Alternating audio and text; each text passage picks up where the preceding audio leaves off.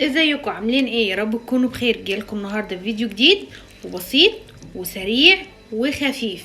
النهارده هنعمل شاورمة الفراخ. ايه رأيكم؟ شوفوا جميلة ازاي. يلا قبل ما نبدأ اوريكم عملتها ازاي وحطيت فيها ايه. يلا لو اول مرة تشوفوا قناتي اعملوا الاشتراك وفعلوا زر الجرس عشان يوصل لكم كل جديد انا بعمله.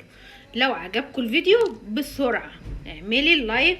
حابه تقولي اي حاجه، تضيفي اي حاجه، حابه اي حاجه اعملها لك، اعملي على طول كومنتات. انا بستناكم في الكومنتات. يلا بينا عشان اقول لكم عملت الشاورما دي ازاي. يلا بينا. اول حاجه هننزل بيها الزيت. انا مش هكتر زيت، انا هحط حاجه بسيطه خالص، مش هكتر زيت. تمام. بعدين هنزل الفراخ نخليها كويس، نقطعها. قطعي بقى التقطيع اللي انت عايزاه. شوفي انت حابه تقطعيها ازاي وقطعي اللي انت عايزاه. تمام.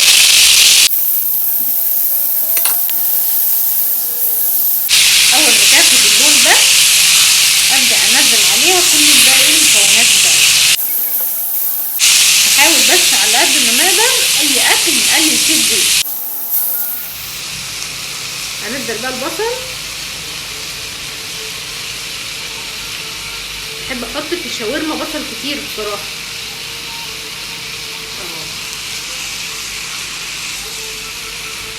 تمام.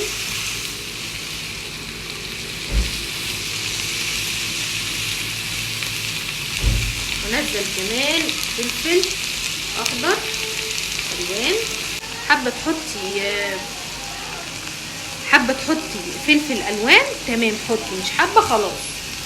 يعني حطي في الشاورما اي حاجه انت حباها. تمام.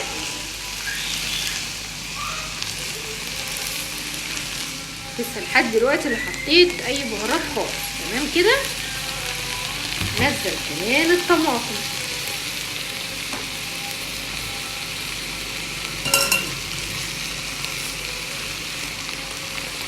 لا الالوان شكلها جميل بصراحه، انا بحب الالوان جدا في الاكل. هنزل بقى ايه؟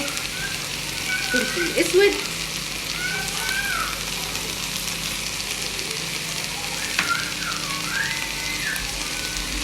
والملح. حط كمان ملح، حط كمان فلفل اسود. تمام.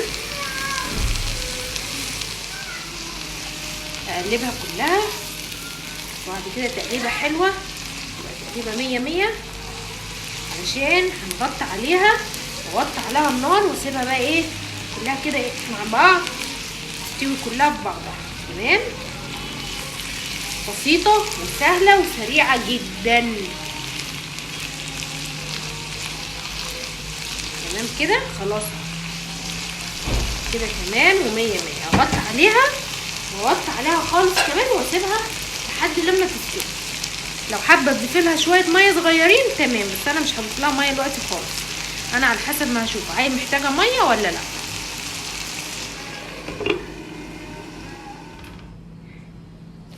وادي الشاورما بعد ما خلصت خالص. شوفوا بقت جميله ازاي. لا ريحتها حلوه قوي قوي قوي قوي قوي، والطعم طبعا لذيذ.